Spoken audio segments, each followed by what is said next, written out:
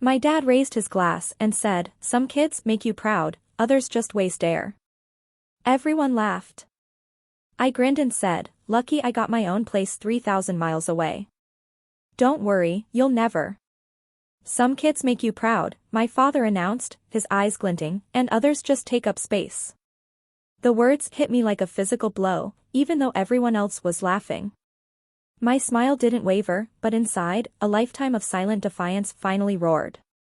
That Thanksgiving night in Columbus, the dining room was aglow, a perfect scene of family warmth, all centered on David, my father. His glass was raised high, ready for the toast that always came. And then he said it again. The room erupted in laughter, my brother Noah, his wife, even the kids who were too young to understand the cruelty. I didn't shout. I didn't cry. I just held that smile, and I said, "Good thing I just bought my own place 2,000 miles away. You'll never have to make space for me again." The silence that followed was deafening, louder than any argument I could have started. And for the first time that evening, he had absolutely nothing left to say. Have you ever been humiliated by your own family, and still managed to smile through it?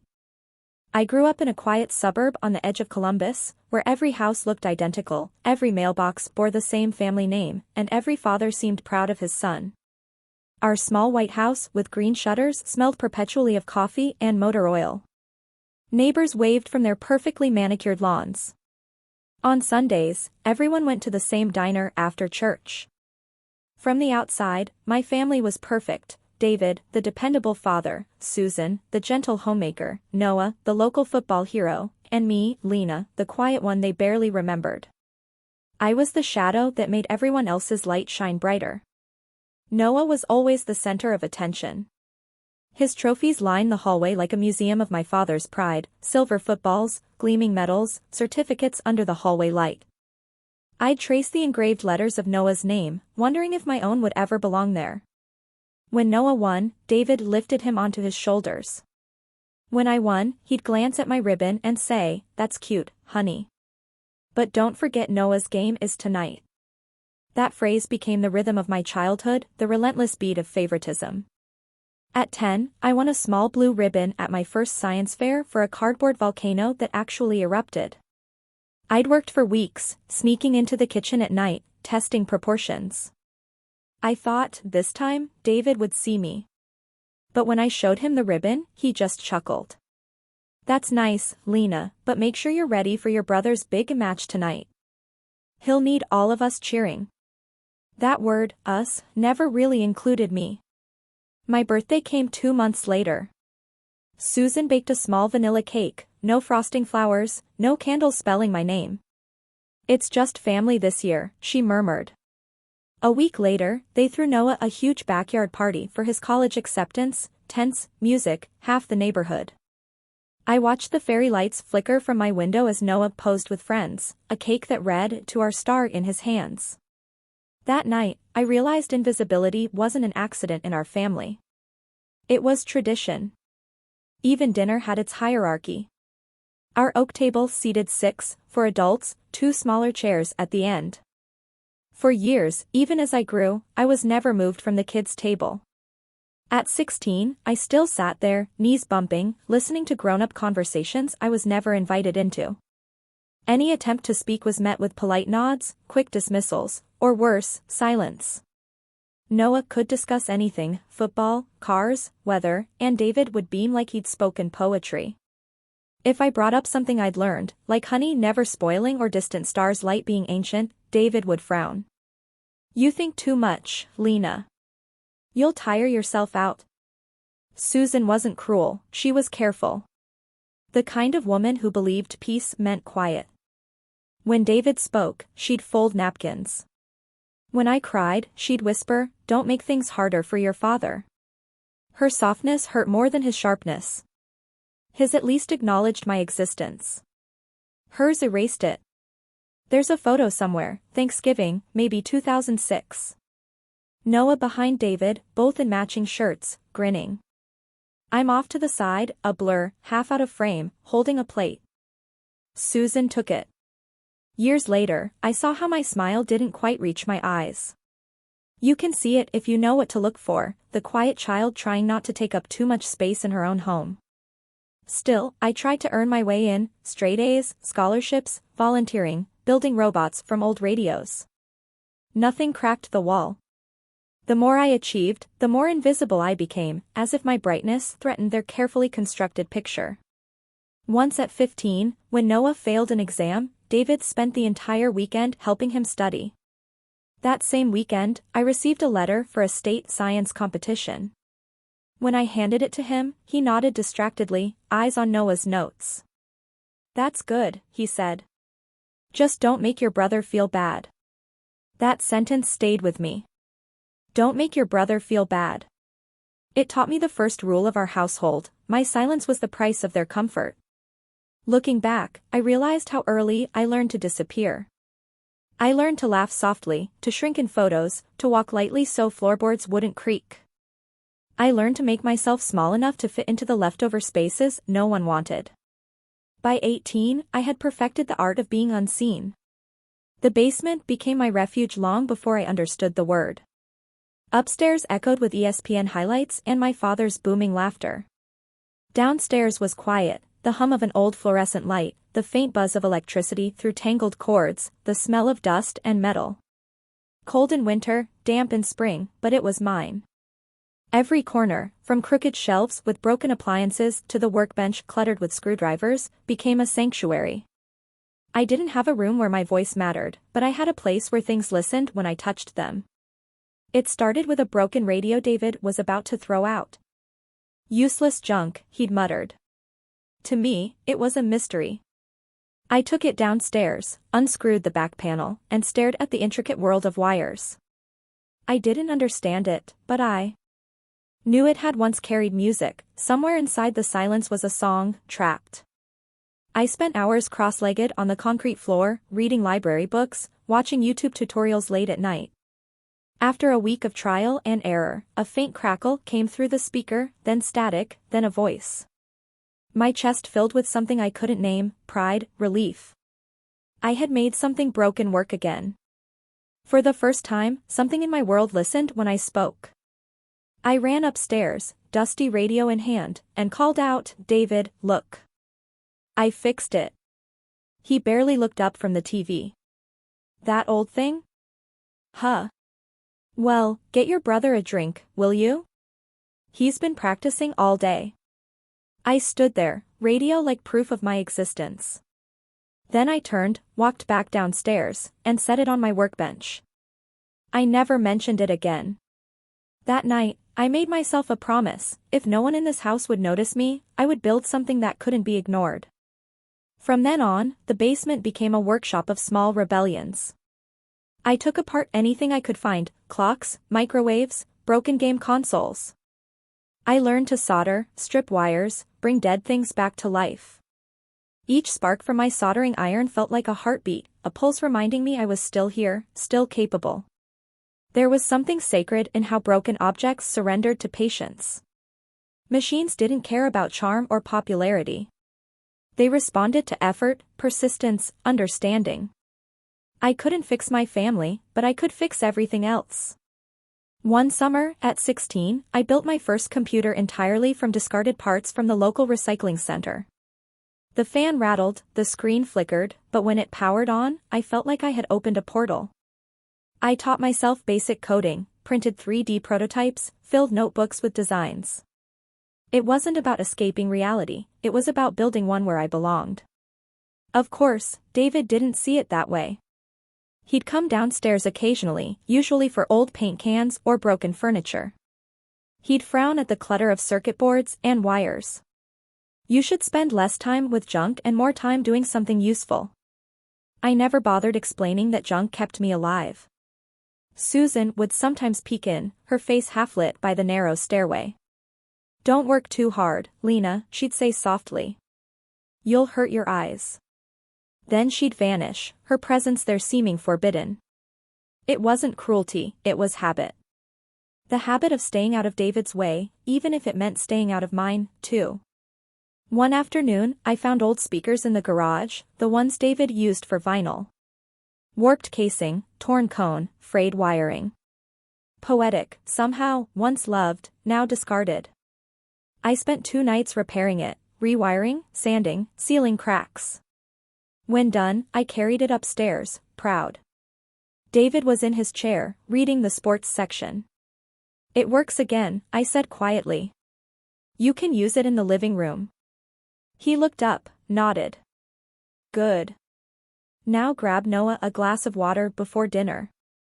That was it. No acknowledgement, no curiosity, no interest. Just another reminder that even my successes were invisible. I stood there, realizing the irony. I had given sound back to something broken, yet no one in this family would ever hear me. That night, I went back to the basement, turned off the lights, and sat in the dark. The repaired radio played softly, a late-night jazz station. Saxophone notes curled through the air like smoke. I thought, maybe I wasn't meant to be heard here.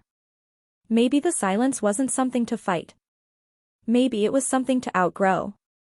From that moment, every wire I soldered, every device I repaired, became a step closer to freedom. I wasn't just fixing things, I was building an exit. One day I would leave the basement, this house, this town. And I'd never look back. I didn't know where, just that it had to be far enough his voice couldn't reach me, and close enough I could still hear the hum of something I had built. The letter came on a Thursday afternoon, between a grocery flyer and bills. White envelope, red seal. Rice University Office of Admissions. I couldn't breathe. My hands trembled tearing it open. "Congratulations.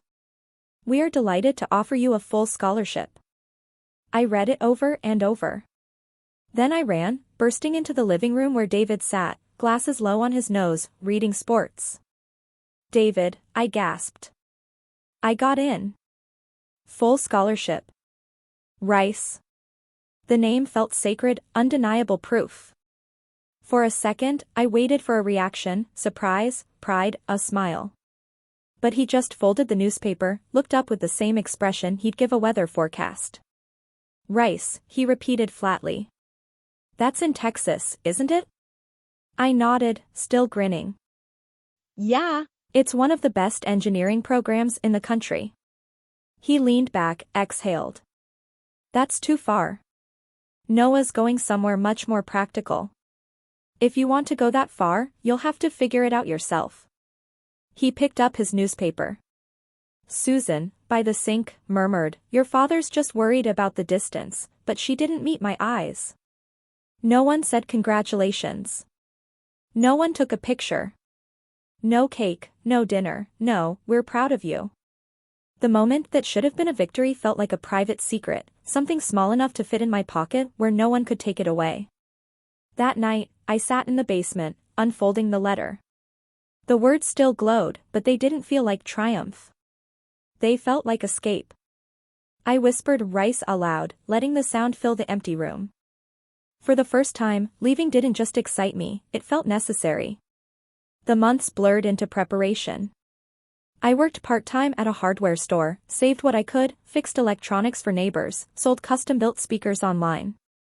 Every dollar was another inch between me and that house. Noah, meanwhile, had a graduation party that took up the entire backyard. My father, in his favorite polo, smiled in every photo beside him. When it was my turn to leave, there was no party, just a quiet morning and a half-packed suitcase. At the airport, my mother hugged me quickly, her hands cold. "Call when you land," she said softly. My father stood stiffly beside her, arms crossed. "I'll send photos when I get there," I tried. He nodded, looking past me. "Just make sure you don't forget where you came from." When it was time to board, I turned back. He wasn't looking. He was already walking toward the parking lot, shrinking. Susan followed, head down. Through the glass, I pressed my hand against the window, watching their silhouettes fade. My palm left a faint print, a mark that would soon disappear. On the plane, the Rice letter was folded in my jacket pocket. I gripped it whenever uncertainty rose.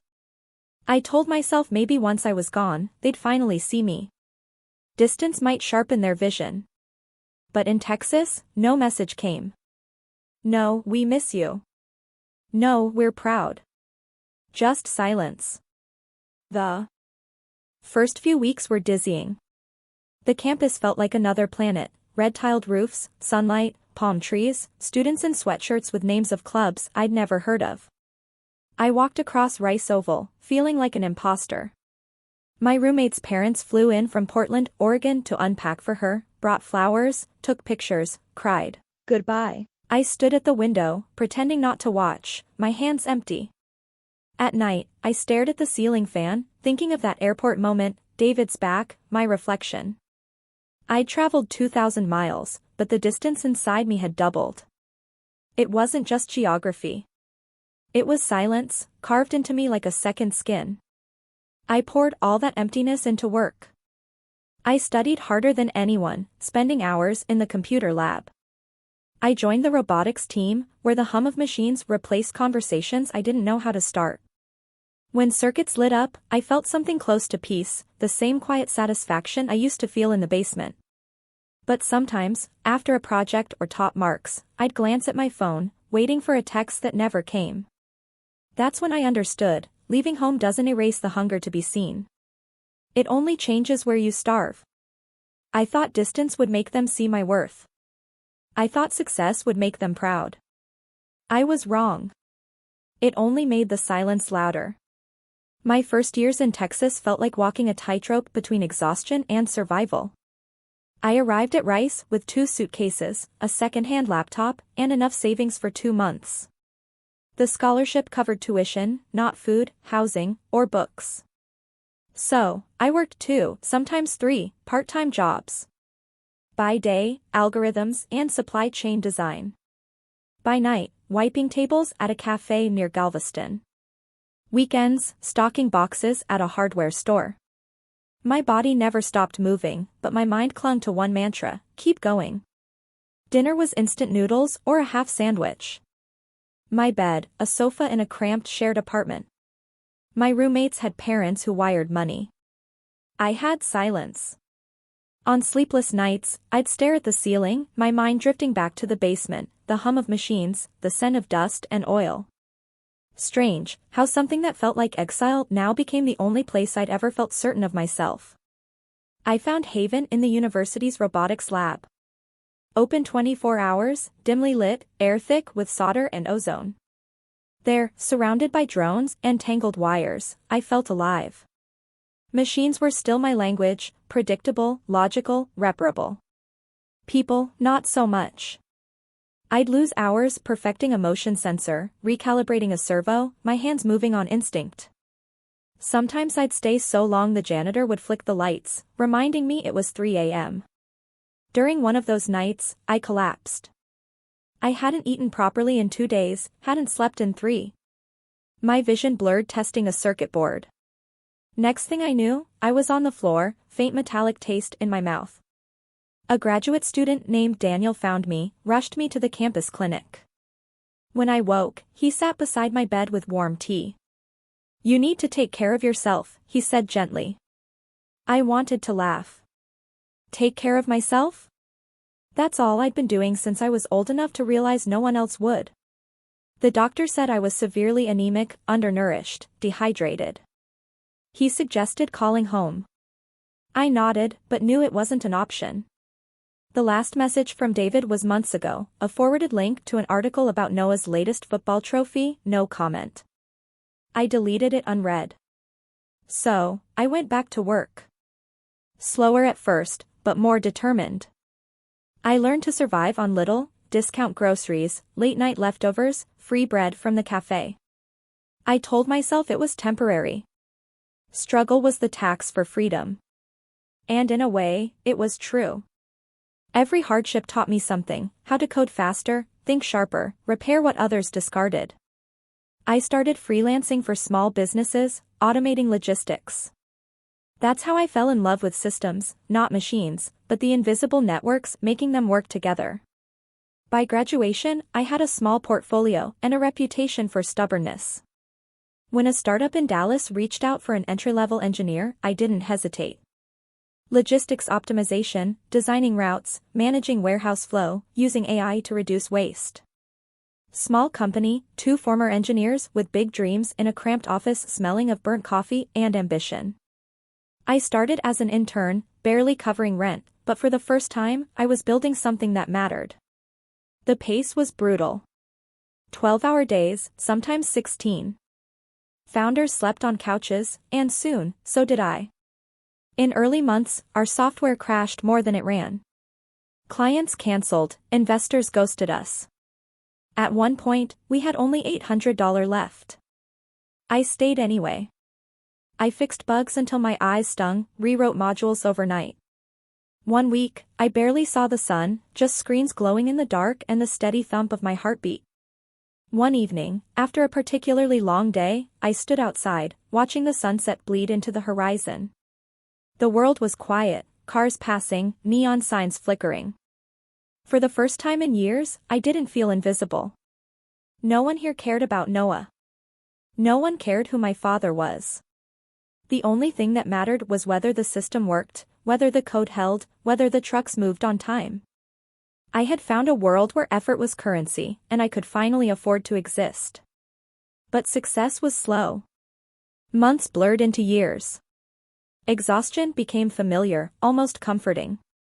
I learned to code on 4 hours of sleep, take business calls with a fever, smile during investor meetings with shaking hands. It wasn't easy, but it was real. I was building something tangible, brick by invisible brick. Sometimes, working late, I'd turn on the small radio by my desk, the same model I'd repaired in David's basement. It played quietly, filling the sterile office with warmth. I'd watch the monitors flicker and think how far I'd come. I wasn't anyone's daughter here. I wasn't the other child. I was Lena Miller, an engineer, a builder, a woman who made systems work. Still, some nights, loneliness pressed heavy. The kind of silence no machine could fill. I'd imagine calling home just to hear a familiar voice, but I knew what waited: indifference, small talk, a passing mention of Noah's latest milestone. So, I called no one. I told myself family could be built like circuits, carefully, intentionally, with patience and design. I just hadn't found the blueprint yet. Years later, looking back at those long nights, the hunger, the fear, the grind, I didn't see failure. I saw a foundation. Those years didn't break me, they shaped me. They taught me strength isn't about who catches you when you fall. It's about standing back up, even when no one notices you're down. I used to think I needed someone to lean on. The truth was, I didn't have anyone. So I became what I needed most: my own anchor, my own safety net, my own place to land. That, I realized, was the beginning of everything. Success came quietly, almost without warning. One day I was sleeping on a worn leather couch, eating leftover pizza while debugging an algorithm. The next, our software was used by hospitals across Texas. It started small, regional clinics testing our logistics. Then the pandemic hit. Suddenly, every hospital needed us. Demand exploded. The chaos that broke other companies became our wind. Our platform, once held together by late nights and borrowed servers, became the unseen backbone of an entire medical network. We optimized routes for ventilators, masks, oxygen tanks. Our dashboards predicted shortages, rerouting trucks across states to keep ICUs from collapsing. For months, I barely left the office. My team slept on folding cots, surviving on caffeine and adrenaline. Every phone ping, another shipment delivered, another hospital saved, felt like proof my quiet work finally mattered. News outlets picked up the story: a small Texas startup is redefining emergency logistics. My inbox flooded with interview requests. One morning, Forbes emailed, "Congratulations.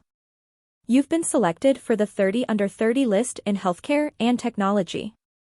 I stared at the screen. That basement girl, soldering wires while her father bragged about her brother, had just made it into a magazine her parents kept on the coffee table. The ceremony was in Austin, all glass and gold. Reporters buzzed, cameras flashed. People shook my hand, congratulating me on changing the game.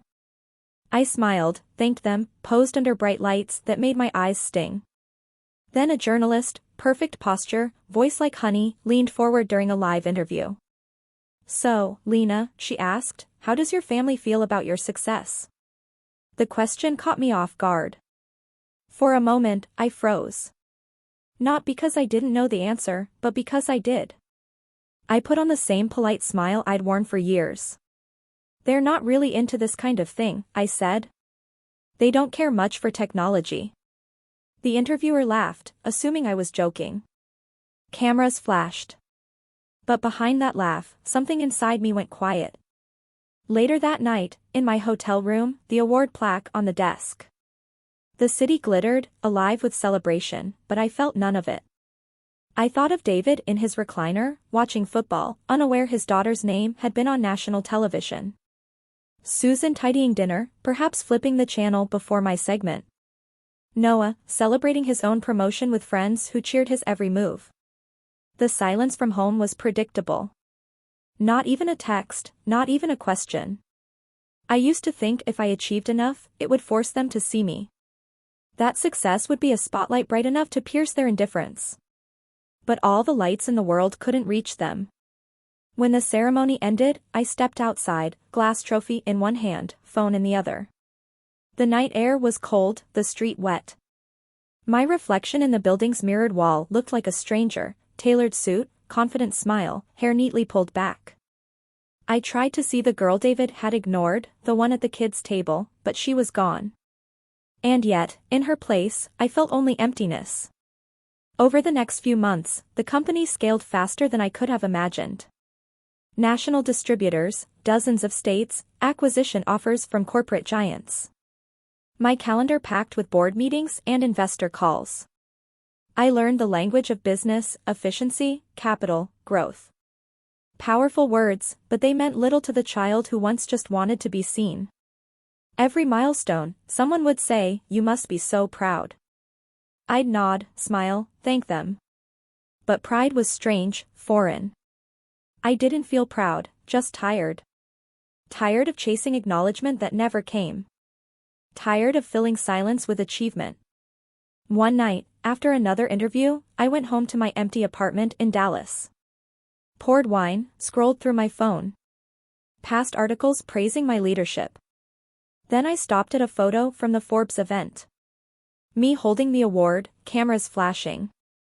The caption, "From basement tinkerer to tech visionary, Lena Miller proves that grit beats privilege."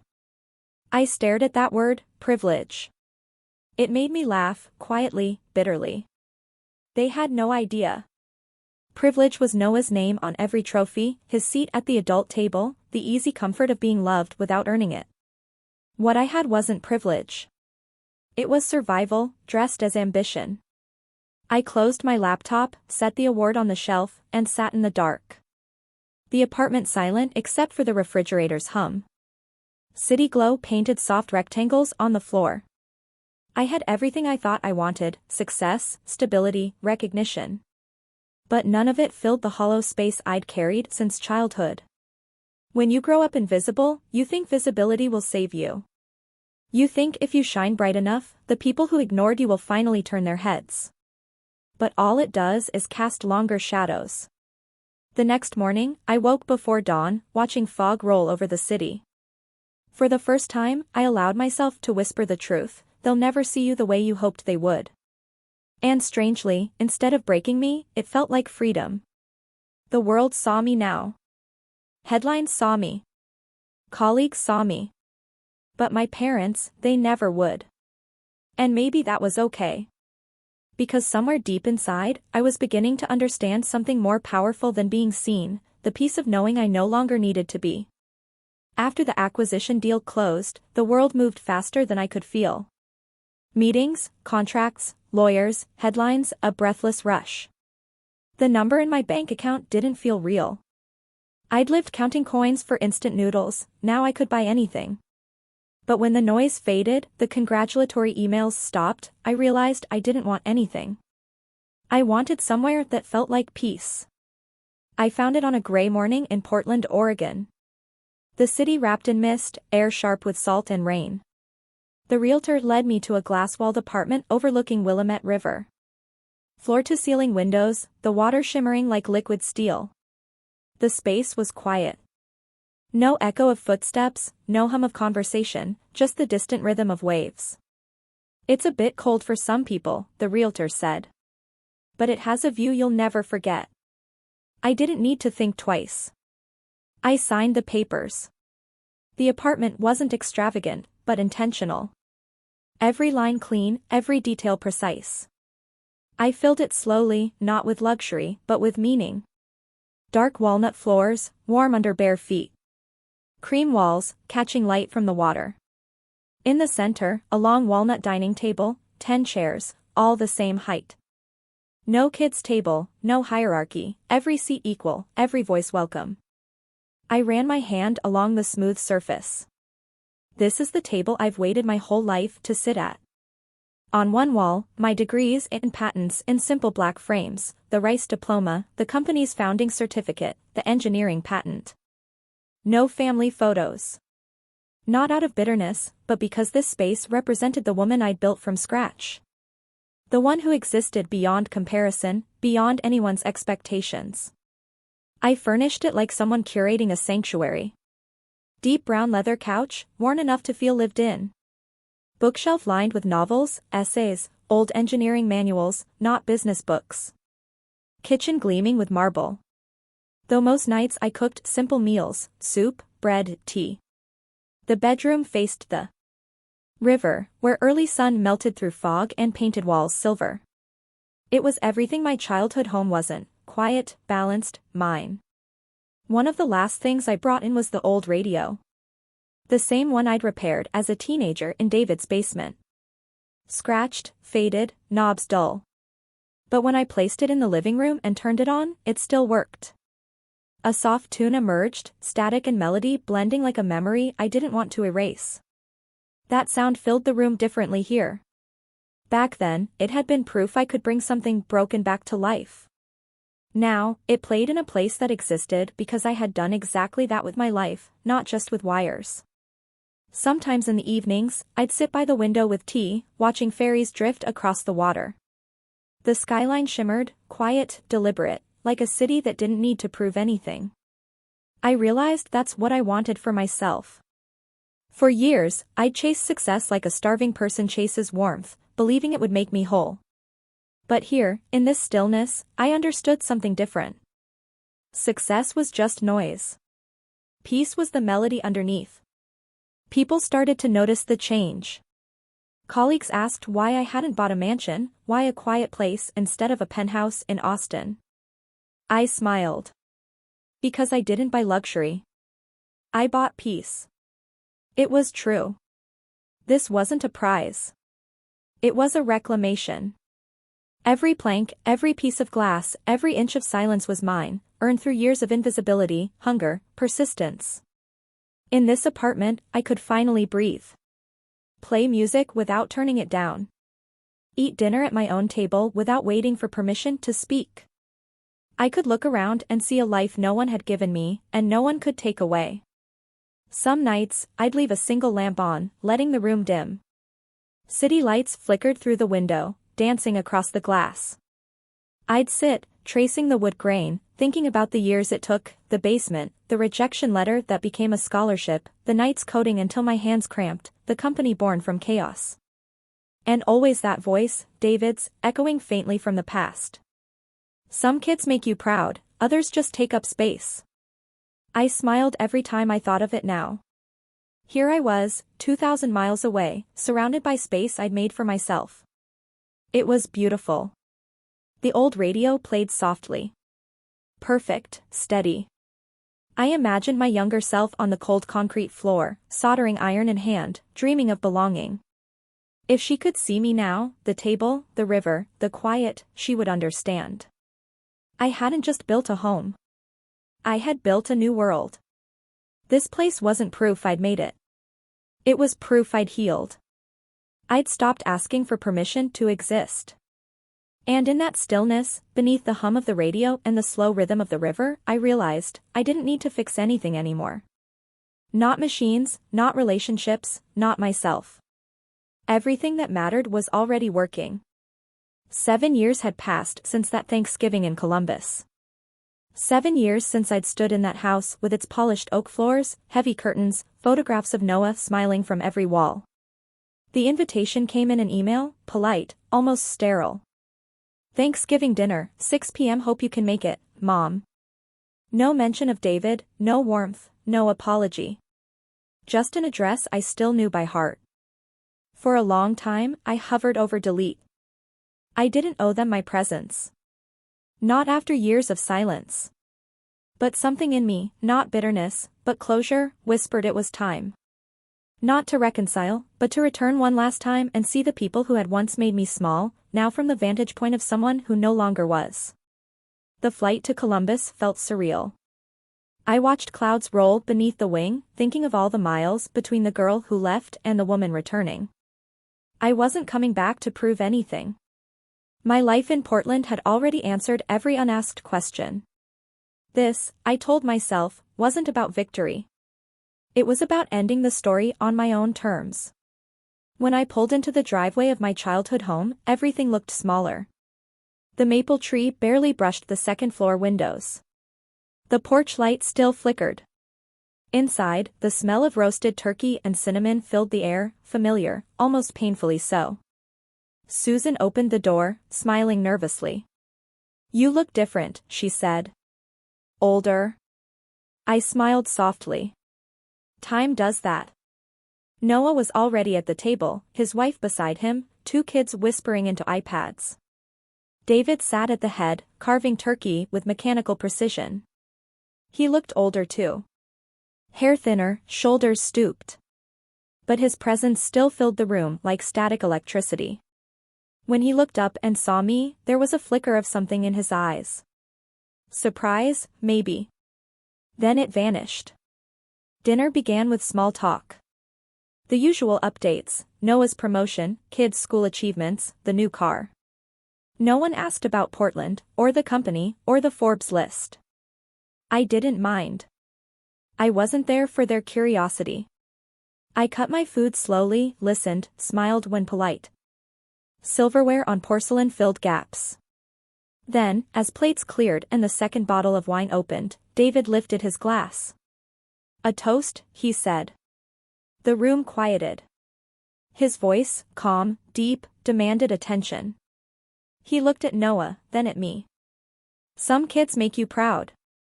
Others," his lips curved into that familiar smirk, "just take up space." Laughter came easily, just like it used to. Noah chuckled. His wife covered her mouth. Even the children giggled. Susan looked down at her plate, wanting to disappear. For a second, the old ache rose, that instinct to shrink, to let it pass, to pretend it didn't hurt. But the woman sitting there wasn't the girl who once hid in the basement. I set my fork down gently. I looked at him. "Good thing I just bought my own place," I said evenly. My voice calm, but sharp enough to slice through the laughter. 2,000 miles away. So no one has to make space for me anymore. The laughter stopped instantly. Forks froze. The room fell into that thick, airless silence that follows an unexpected truth. David's smirk faltered. He blinked, unsure if I was joking. Susan finally looked up, her eyes wide. Noah shifted, fascinated by his glass. I held his gaze. Not with anger, but with something far more dangerous, indifference. Then I smiled. "Thank you for dinner," I said quietly, pushing my chair back. The food was lovely. No one moved as I stood.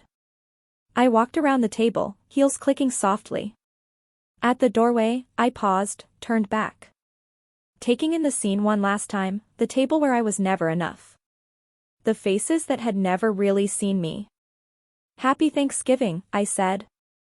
"And don't worry, I won't take up any more space." Then I left. The night air outside was cold and clean. Sky a deep indigo, scattered with stars. I walked to my rental car. The sound of the door closing behind me sealed something larger than just a meal. It sealed a lifetime. As I drove away, I didn't feel triumphant. I didn't feel angry. I just felt free. For years, I thought healing meant reconciliation, peace required understanding. But now I realized sometimes peace is simply walking away without the need for anyone to follow. The road stretched ahead, empty. Headlights carving tunnels through the dark. I rolled the window down, letting cold wind whip across my face. The old radio, I'd brought it, sat on the passenger seat, playing a faint, crackling song. As I listened, I thought of the girl I once was, at the kids' table, small, invisible, waiting for her turn to belong. I wanted to tell her, you never needed a seat at their table. You were always meant to build your own. When I reached the edge of the city, I looked in the rearview mirror. The house was far behind, swallowed by the dark. I didn't need to see it anymore. I had left the part of me that needed it there. And she could finally rest. I didn't win that night by saying something clever. I didn't win at all. I simply stood up and walked away. And that was enough. Christmas arrived, wrapped in the soft gray mist of Portland.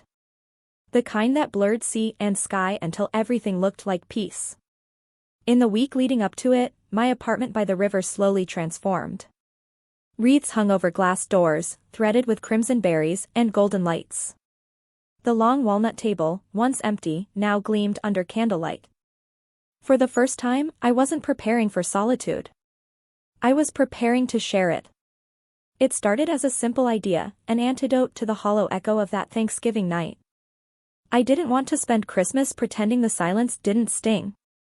I wanted to fill it with something real, something human. So, I opened my door to everyone who had ever been made to feel small, unseen, forgotten. I wrote invitations by hand. To my former robotics professor at Rice, Professor Davies, who once said, "The world needs more quiet builders." To Chloe, a fellow engineer laughed out of her old job. To my neighbor, Ricardo, a single father working double shifts. To an older couple from my building who'd lost touch with their children. To my cousin Jessica, the only relative who had ever defended me at family dinners. And most tenderly, to my grandmother Eleanor. When I called her, her voice cracked. "Portland? Oh, sweetheart, that's so far." "Grandma," I said, smiling, "I'll send the ticket. You just bring yourself." She chuckled. "You sound like your mother used to, before she learned to whisper." On Christmas Eve, the first snow dusted the city. Inside, the apartment glowed like a lantern. The table was set with white porcelain, clear crystal glasses reflecting candlelight. Pine and cranberry ran down the center. The air smelled of rosemary, butter, and salt. Julian, the chef I'd hired, filled the kitchen with roasted salmon and fresh bread. Soft acoustic carols floated through the space, just loud enough to feel like warmth. One by one, they arrived. Chloe first, wine bottle in hand, laughing through the cold. Professor Davies brought a book wrapped in newspaper. Ricardo and his son, Mateo, brought homemade flan, still warm. Grandmother Eleanor arrived last, small frame bundled in red, eyes brighter than the lights. When everyone had settled, I stood at the head of the table. For a moment, I just looked at the faces, each marked by resilience. Then I said, "I know some of us didn't have a place to go this Christmas, but tonight, I wanted to make sure everyone had a seat. No one at the kids' table, no one in the corner, no one forgotten." Laughter rippled, gentle, genuine. I sat down. For the first time in years, I didn't feel like an outsider in my own story. Dinner unfolded in slow, beautiful waves. Julian brought cedar-planked salmon, wild mushroom risotto, warm sourdough. Wine flowed easily, conversation even easier. Chloe told stories about working night shifts, turning corporate arrogance into comedy. Professor Davies recounted when I flooded the lab with foam, making everyone laugh.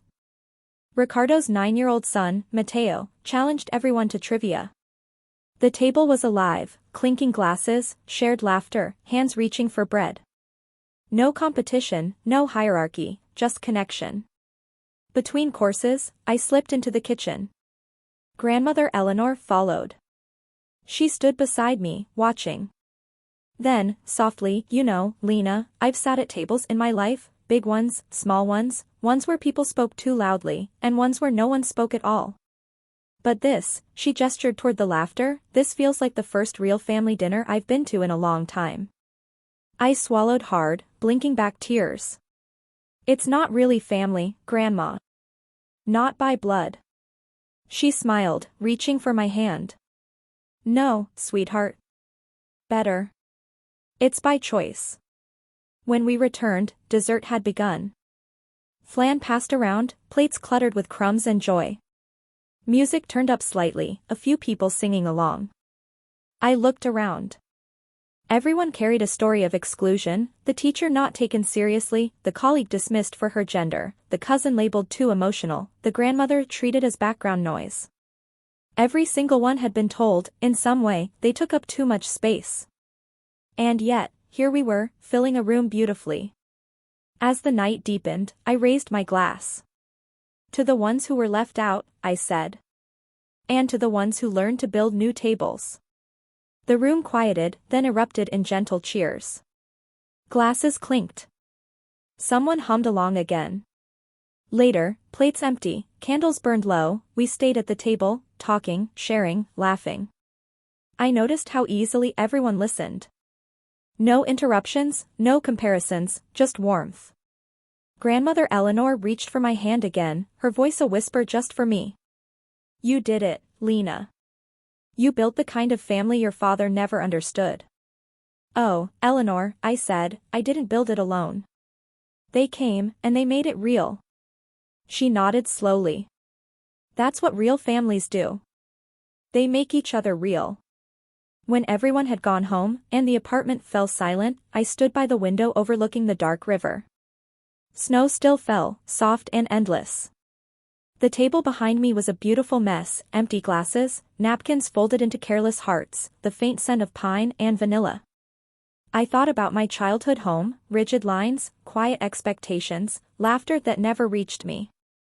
Then I looked around this room, filled hours earlier with imperfect, ordinary people who had chosen to show up, to care, to belong.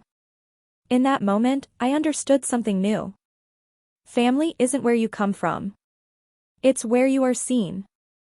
No one here shared my last name, but every heart that walked through my door had left a piece of grace, a spark of healing, a fragment of the love we were all still learning to give. I walked to the old radio, turned the dial gently. A faint tune drifted out, a soft jazz version of Silent Night. The same song that had played in the basement all those years ago when I dreamed of a different life. Only now it didn't sound like longing. It sounded like home. As the snow thickened outside, I whispered to no one in particular, there's no family here tonight by blood. But every heart in this room was real. For the first time in my life, that was more than enough. By morning, the snow had stopped. The city was quiet white. The apartment still smelled faintly of pine and cinnamon, the table a battlefield of crumbs and candle wax. I was barefoot, coffee mug in hand, watching sunlight stretch across the floor when my phone buzzed. Dad. 7 years of silence, and David was calling now. My thumb hovered. I hesitated, then swiped to accept. Lena. His voice was sharp, controlled, the same tone he used when I was a child. Do you know what's happening right now? I frowned. Good morning to you, too. He ignored me. The entire town has seen those pictures. Pictures? The Christmas dinner, he snapped. Someone posted them online. Your cousin, I think. Everyone's sharing it. The warmest Christmas dinner in Portland. You and your group. People are calling it inspiring. I blinked, surprised. I hadn't realized anyone took photos. Jessica must have posted them. Apparently, he continued, voice rising, you said something about building a table for the forgotten. You think that's funny? The comments are saying how your family rejected you, how you built your own. You made us look like fools, Lena. The whole town's talking. I leaned against the counter, staring out the window. I didn't make you look like anything, David. You did that all on your own. Watch your tone. There it was. The command, the old dominance. But I didn't shrink. My voice stayed steady, calm like the river outside. I didn't mention your names. I didn't blame anyone. I just hosted dinner for people who didn't have a place to go. He scoffed. And you called it family. I smiled faintly. It felt like one. Silence. Sharp, uncomfortable. I could almost hear him pacing. You always did love dramatics, he said finally. All this self-pity, parading your so-called independence. What, you think you're better than us now? No, I said softly. I think I finally stopped needing you to tell me I'm enough. He exhaled hard, as if my calmness offended him more than any argument. You have no idea how disrespectful this is. Your mother's been humiliated. Your brother called this morning, people are asking what happened. You've dragged our family through the mud just to play the victim. I closed my eyes. There it is. The story they'd always needed to tell, I was the problem. I turned my back. I'd lived trying to rewrite that narrative. But now I realized I didn't have to. They could keep their version. I had mine. David, I said, quiet but firm. You're upset because people saw something true, not because I said it. You've always cared more about how things look than how they are. Don't you dare talk to me like Robert, that's enough. The voice came from somewhere behind him. Faint but unmistakable. Grandmother Eleanor. I hadn't realized she was with him. Maybe she'd gone there after the holidays. Maybe she'd heard the whole conversation. Susan, Mom, he started, but she cut him off. No. You listen to me now. Her voice, weak with age, carried more authority than his ever had. I saw those pictures, too. I saw her table. There was a long pause. I could imagine David stiffening, ready to defend himself. But Eleanor didn't let him. She didn't shame you, David. She didn't even mention your name. She showed people something beautiful. A room full of souls who had nowhere else to go, sitting together, being seen. That's not humiliation. That's grace. He said nothing. She's not taking up space, Grandmother Eleanor continued softly. She built a table big enough for everyone who was told there wasn't one. Even for you. Silence filled the line, thick and trembling, the kind that comes when truth finally pierces pride. I stood by the window, gripping the counter, listening to the faint hum of the call. Finally, David spoke, quieter now. You don't understand, Mom. People, she interrupted, will forget by next week. But your daughter will remember this moment for the rest of her life. Don't make her remember that her father called her success an embarrassment. He didn't answer. David, she said again, gentler now. For once in your life, just be proud of her. Even if you don't understand her. That's all she ever wanted. There was a faint sound, perhaps the phone shifting hands. Then Grandmother Eleanor's voice, closer. Sweetheart? I swallowed hard. I'm here, Grandma. I saw the photos. It was a beautiful dinner. Her voice trembled. You looked happy. Truly happy. I whispered. I'm proud of you, she said simply. Those 4 words hit deeper than any award or headline ever could. For a moment, I couldn't speak. I pressed my palm to the glass, watching waves crash below, letting her words sink into the space where old wounds used to live. Thank you, I managed. That means everything. I know, she said softly. Then after a pause, don't let his anger make you doubt what you've built. Men like your father don't know how to love without control. But you loved without permission. That's stronger. How? I thought. Good. I smiled through the tears I hadn't realized were falling. I think I finally understand that. The line went quiet. Then I heard her say gently, I should go, darling. He's pacing holes in the carpet. I let out a sound full of release. Go easy on him. No, she said, amusement in her voice. He could use a little discomfort. When the call ended, I stood in the sunlight, my phone warm in my hand. The silence that followed wasn't heavy this time. It was clean. I didn't feel guilt for walking away or sorrow for what was broken. I just felt light. I poured another cup of coffee, walked to the window. The river shimmered under the winter sun. The world outside, impossibly still. For the first time, David's voice didn't echo inside me anymore. It had been replaced by another, Grandmother Eleanor's. Firm, loving, infinitely clear. She didn't take up space. She built a new table. As I watched the waves move, I realized I had finally done the same. For years, I'd carried the guilt of leaving, the fear that independence made me ungrateful, success selfish. But that morning, with the water shining and her words in my chest, I understood something simple and profound. Leaving wasn't betrayal. It was survival. And survival, in its quietest form, was the truest kind of love. The love that builds space for others to breathe. For the first time, I didn't feel like the girl who had walked away. I felt like the woman who had arrived.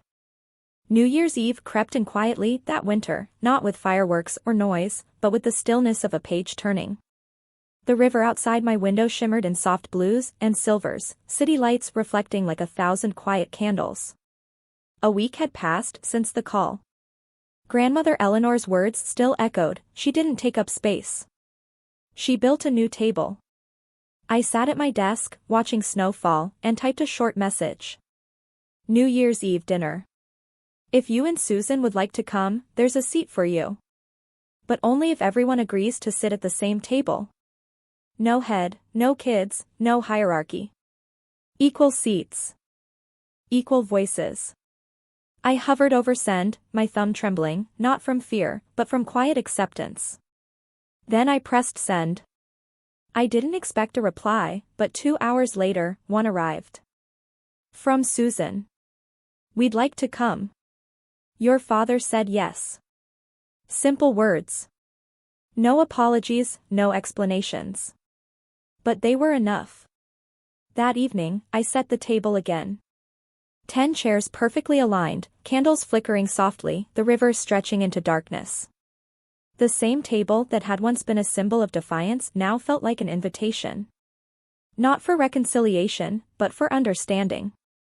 At 7 sharp, the elevator chimed. When the door opened, my parents stood there, both looking smaller than I remembered. Time had carved fine lines around their eyes. The confidence they once wore like armor seemed faded. David's posture was still stiff, his pride intact, but his eyes flickered with something new, uncertainty. Susan smiled nervously, clutching a small wrapped box. Hi, Lena, she said softly. Hi, Mom. Come in.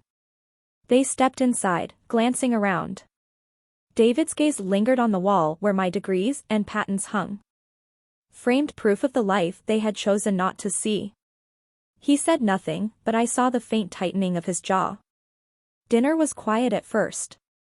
The air carried the careful politeness of strangers trying to remember how to speak. I served roasted halibut, rosemary potatoes, and wine from a small Washington vineyard. Susan complimented the view, the food, the candles, anything but the distance between us. David mostly listened, pushing his fork around his plate, glancing at the radio. Finally, Susan broke the silence. You always liked music, she said softly, nodding to it. Even when you were little, you used to fix that old thing downstairs. Remember? I smiled faintly. I remember. A long pause stretched across the table. City lights danced through the glass, painting soft gold across their faces. Then, unexpectedly, David spoke. Maybe, he hesitated, his voice slower, maybe I didn't see it. I looked up. See what? He exhaled. What you were doing. Who you were becoming. I thought Noah was the one who needed us more. You always seemed self-sufficient. My mother nodded slowly. I think I told myself you were fine, Lena. You never complained. You just kept going. I didn't realize that silence doesn't mean peace. Her words landed gently, without defense or excuse, just a kind of late honesty. I didn't rush to fill the silence. I wanted to let it breathe, to let them feel the weight of what was being said. David looked down at his hands. I shouldn't have said what I said that night, he murmured. The toast. I let out a small breath. Not quite laughter, not quite forgiveness. It's all right, I said softly. You were right in a way. Some kids do make their parents proud. Others just make themselves free. He looked up, startled by the calmness in my voice, but there was no anger there, only truth. The rest of the evening passed in fragments of memory, small stories, laughter that felt tentative but real, pauses that weren't uncomfortable anymore. For the first time, we weren't a hierarchy. We were just three people sitting at the same table, learning how to exist without old rules. Noah had been invited, but hadn't come. Susan mentioned him once, then stopped, sensing it wasn't the night for comparisons. After dinner, I poured us each a glass of champagne. Midnight was minutes away. I walked toward the balcony, crisp night air meeting my face. Behind me, the city hummed, fireworks readying, laughter spilling from nearby apartments. My parents followed, standing quietly on either side of me. The river below shimmered in moonlight. The waves rising and falling like breath. I raised my glass. To new tables, I said softly, and to equal seats. David looked at me, then nodded. To equal seats, he echoed. For the first time, the words didn't sound forced. We stood there as fireworks bloomed above the water, bursts of red and gold lighting the sky. I thought about every dinner table I'd ever sat at. The kids' table that made me invisible. The family table where I was an afterthought. The empty table in my Portland apartment that became a symbol of self-respect. And now this one. Imperfect. Quiet. Human. When the last firework faded, my parents said goodnight. Susan hugged me for a long time. David lingered, as if he wanted to say something more, then simply said, "Take care of yourself, Lena." "I always do," I said. When the door closed, the apartment fell silent again. But it wasn't the old kind of silence, the cold, echoing kind. It was soft, earned, full of space. I walked back to the balcony, still holding my glass. Reflections of the city rippled across the water like tiny constellations. I took a slow sip, feeling the bubbles sting, and whispered into the night, "Some kids make their parents proud, others make themselves free." The words drifted into the air, dissolving into the sound of the river. Inside, the candles flickered. The radio hummed a slow jazz tune, the same one I played on Christmas. I stood there, listening to the soft rhythm of the city, to the heartbeat of a life I had built without permission. What new table would you build?